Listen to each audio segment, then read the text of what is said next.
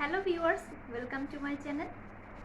আজকে আমি আপনাদের সাথে শেয়ার করব সবার ভীষণ প্রিয় একটি খাবারের রেসিপি, মিনি ম্যাঙ্গো পুডিং। এটি ঝটপট তৈরি করে বাচ্চাদের স্কুলের টিফিন হিসেবেও দেওয়া যায়। আমার চ্যানেলের সব ভিউয়ার্স এবং সাবস্ক্রাইবারদেরকে অনেক অনেক ধন্যবাদ পাশে থাকার জন্য।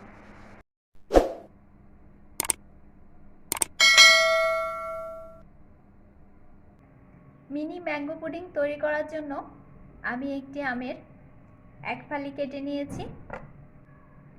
এটাকে দু টুকরো করে নিচ্ছি।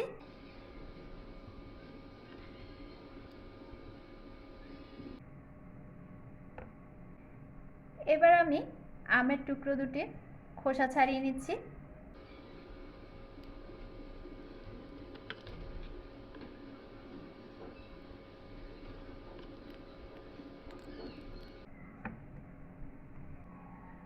এবার আমি একটি গ্রেটারের সাহায্যে আমের টুকরো দুটি দিয়ে পাল্প তৈরি করে নিচ্ছি।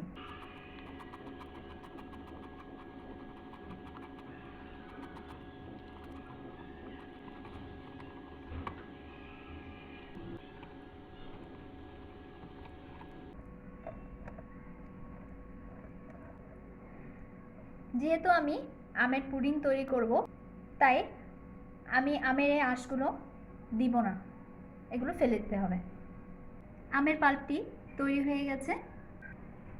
একটি বাটিতে 6 চা চামচ গরম পানি নিয়ে নিয়েছি। অ্যাড করে দিচ্ছি 5 চা চামচ পাউডার মিল্ক। খুব ভালোভাবে মিশিয়ে নিচ্ছি।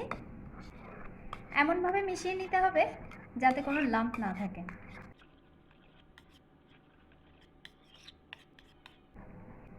মেশানো হয়ে গেছে। এবার অ্যাড করে দিচ্ছি 3 চা চামচ চিনি। আবার মিশিয়ে নিচ্ছি।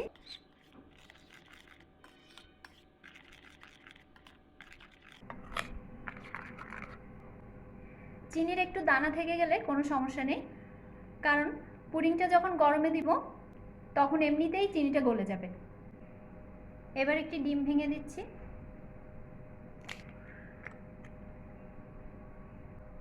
এবার ডিমটা মিশিয়ে নিচ্ছি।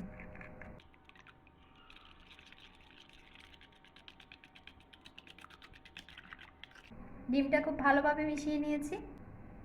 এবার আগে থেকে তৈরি করে রাখা আমের পাল্পটা অ্যাড করে দিচ্ছি।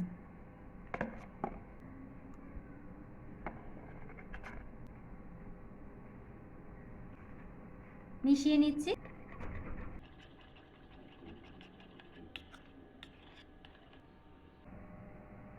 আমি একটি স্টিলের বাটি নিয়ে নিয়েছি। এটাতে আমি আজকে পুডিংটা তৈরি করব। এবার আমি বাটিতে সামান্য পরিমাণ তেল মাখিয়ে নিচ্ছি, যাতে পুডিংটা পাত্রের গায়ে লেগে না থাকে।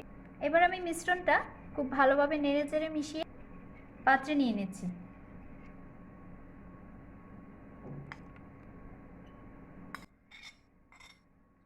এবার আমি পুডিং তৈরি করার জন্য চুলায় চলে যাচ্ছি। আমি যে বাটিতে পুডিং তৈরি করব সেই বাটিটা বসে মতো একটা পাত্র নিয়ে নিয়েছি, ছোট মুখওয়ালা। পাত্রে পরিমাণ মতো পানি দিয়ে দিয়েছি। এবার বাটিটা পাত্রের মুখে বসিয়ে দিচ্ছি। এভাবে সেম সাইজের আরেকটা বাটি দিয়ে ঢেকে দিচ্ছি। চুলা অন করে দিয়েছি। মিডিয়াম ফ্লেমে পুডিংটি তৈরি করে নিব। 15 মিনিট পর আমি ঢাকনা তুলে দেখছি, পুডিংটা তৈরি হয়ে গেছে। আমি চুলা থেকে নামিয়ে রেখে দিব ঠান্ডা হওয়ার জন্য। পুডিংটি ঠান্ডা হওয়ার পর আমি যে পাত্রে পরিবেশন করব সেই পাত্রে নিয়ে নিচ্ছি।